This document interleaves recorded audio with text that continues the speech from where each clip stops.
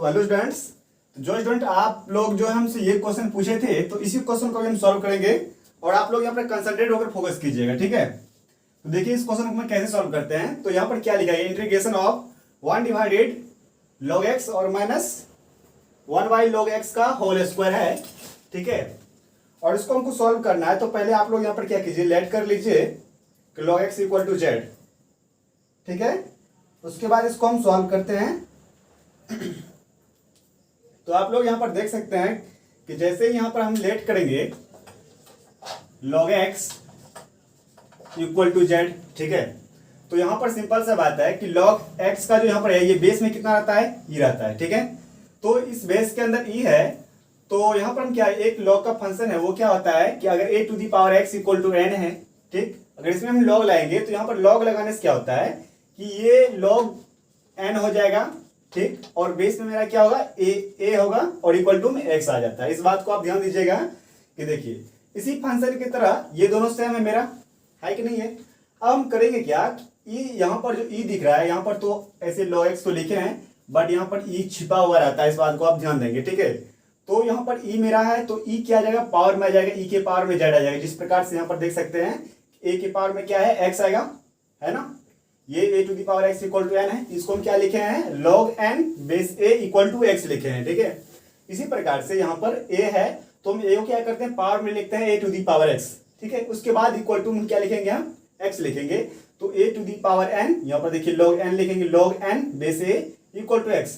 अब इसी चीज को हम क्या करते हैं, इस रूप में लिखना है हमको। तो कैसे लिखेंगे, तो a to the power x यानी कि a to the power x equal to n लिखना है, ठीक है, जैसे यहाँ पर लिखा गया है। तो e टू दी पावर क्या हो जाएगा, z, तो यहाँ पर e to the power z लिखेंगे और इक्वल टू मेरा क्या हो जाएगा, x। इसी चीज को इस तरह लिखा गया है और इसी चीज को हम इस तरह लिखे हैं, ठीक है। अब यहाँ पर देखिए एक चीज, हम इसका डीसी निकालते हैं x के रिस्पेक्ट में। तो यहाँ पर क्या होगा, e to the power z का जो डीसी होता है e to the power z ही होता है। तो यहाँ पर e to the power z, z है तो dz, ठीक है, और x है तो dx। ये डीसी में निकल गया। तो e to the power z का DC e to the power z होता है और z है तो dz और x का dx। तो आप यहाँ पर देख सकते हैं हम log x को क्या लेट किए हैं, z लेट किए हैं। तो यहाँ पर हम लिखेंगे 9, यहाँ पर आप लिखिए log x को क्या लेट किए हैं, z, तो z, उसके बाद माइनस है तो यहाँ पर माइनस देंगे और 1 डिवाइडेड ये z का स्क्वायर, नहीं log x का होल स्क्वायर है, तो इसका मतलब क्या, log x का होल स्क्वायर है तो log x को क्या माना है, z, तो z का होल स्क्वायर होगा। चलिए तो 1 बाई क्या हो जाएगा, z स्क्वायर।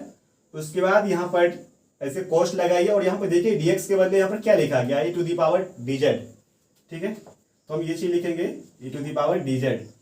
अगर किसी को यहाँ पर कंफ्यूजन है कि हम x के रिस्पेक्ट में किए इसको कैसे लिखे हैं, देखिए यहाँ पर ध्यान लीजिए कि e to the power z है और इक्वल टू में x है। इसको अगर x के रिस्पेक्ट में डिफरेंशिएट करेंगे, एक डीसी निकालेंगे तो क्या हो जाएगा, e to the power z, ठीक है, और z है तो dz बाई dx होगा, dz बाई dx, और x का डीसी क्या हो जाएगा 1।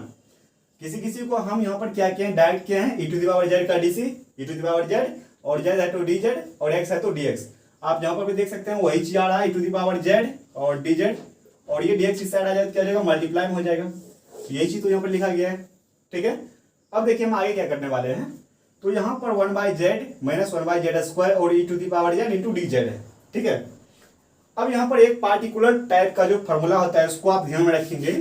वो मेरा फॉर्मूला क्या कहता है, वह देखिए। देखिए ये फॉर्मूला जो है एक केस है, in this case particular type. तो इस टाइप में क्या होता है कि मेरा अगर कोई इंटीग्रेशन आई से आई इक्वल टू हम क्या करेंगे, e to the power x, और यहाँ पर क्या है fx plus f prime x है, और यहाँ पर क्या लगा हुआ है dx, ठीक है। तो इसका जो इंटीग्रेशन निकलता है वो क्या होता है मेरा e to the power fx plus c, ठीक है। इस बात को आप ध्यान में रखेंगे कि देखिए इसमें क्या होता है, अगर कोई फंक्शन है, ठीक है, उस फंक्शन का डीसी यहाँ पर हो तो हम e to the power x और fx प्लस c करते हैं, उसका आंसर निकलता है इस तरह से। एग्जांपल के तौर पर आप ये जान लीजिए, मान लीजिए यहाँ पर i equal to integration e to the power x और यहाँ पर क्या है sin x plus cos x है, ठीक है। इसका डीसी मतलब इंटीग्रेशन को निकालना है। तो यहाँ देखिए sin x यानी कि लेट करेंगे उसको f x इक्वल टू क्या होगा sin x, अगर इसका हम डीसी निकालेंगे नहीं, डिफरेंशिएट करेंगे साइन एक्स का डिफरेंशिएशन, तो क्या हो जाएगा, इसको एफ प्राइम एक्स लिखेंगे डिफरेंशिएशन को, और साइन एक्स का डीसी क्या होता है डिफरेंशिएट कॉस एक्स। ठीक है, तो आप यहाँ पर देख सकते हैं इस फंक्शन का डीसी यहाँ पर क्या आया है cos x, तो sin x का डीसी cos x है, वही क्या आया है। तो वही ये रूल्स ये कहता है कि इंटीग्रेशन में अगर कोई फंक्शन का डीसी यहाँ हो तो उसका इंटीग्रेशन क्या होता है e to the power x और sin x, जो कि फॉर्मूला पर भी लिखा गया है, equal to I equal to क्या हो जाएगा e to the power x into sin x plus c। ठीक है, इसी टाइप के फॉर्मूला पर यहाँ इसी टाइप के क्वेश्चन पर जो है और इस फॉर्मूला पर जो है यहाँ पर हमको क्वेश्चन दिया गया है, जो हम यहाँ सॉल्व करके यहाँ लाए हैं, तो इसी को हम सॉल्व करेंगे यहाँ पर। तो इसको यहाँ पर अच्छे से समझिएगा।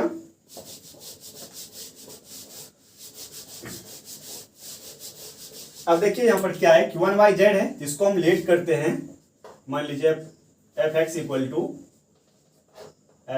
फॉर्मूला पे ले लिख लीजिए I equal to E to the power x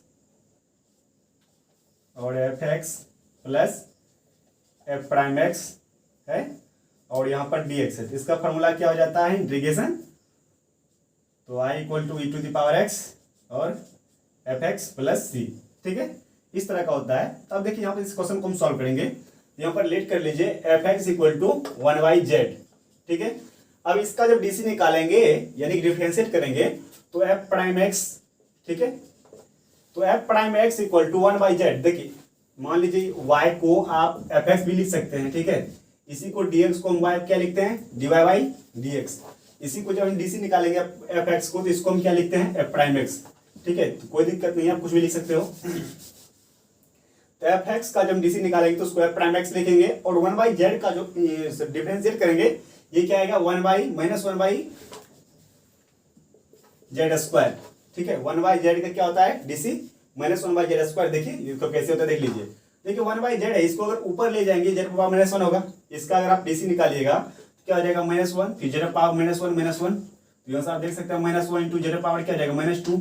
ठीक है, फिर इसको नीचे लाएंगे तो ये क्या हो जाएगा -1/z² हो जाएगा, इस चीज को यहाँ पर लिखे हैं। ठीक, तो f prime x equal to -1/z² आया है, ये बात समझ आ रहा है। चलिए अब यहाँ से देखिए हम आपको क्या बोले थे, अगर कोई फंक्शन है, यहाँ का फंक्शन का डीसी यहाँ हो तो हम e to the power z और ये फंक्शन एफ एक्स लेते हैं, है ना, तो हम हेंस राइट करेंगे, क्या करेंगे i equal to e to the power z, और यहाँ का फंक्शन 1/z है तो इसको हम लिखेंगे 1/z प्लस में c।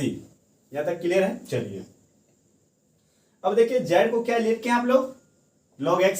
ठीक है, तो यहाँ पर हम वही चीज को लिखेंगे i equal to e to the power log x, और यहाँ पर बेस में क्या है e है, छिपा हुआ रहता है, फिर हम लिखते हैं ऐसे, कोई दिक्कत नहीं, लिख सकते हैं इंटू 1/z log x।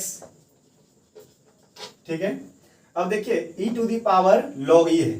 ठीक है, एक फॉर्मूला आप और ध्यान में रखिए कि e टू द पावर, अगर मान लीजिए e to the power log e है और यहाँ पर m है, तो इस e to the power log e का वैल्यू क्या होता है 1 होता है, और m है तो यहाँ पर m, ये हमको m देता है सिर्फ। ठीक है, यहाँ से e to the power log e का वैल्यू क्या हो जाएगा 1, और सिर्फ यहाँ पर x बचेगा, तो इसके अकॉर्डिंग यहाँ पर जो आंसर आएगा मेरा वो क्या होगा i इक्वल टू x का वैल्यू 1, तो x डिवाइडेड x मल्टीप्लाई 1 क्या हो जाएगा 1, फिर x डिवाइडेड क्या हो जाएगा यहाँ पर log x प्लस c।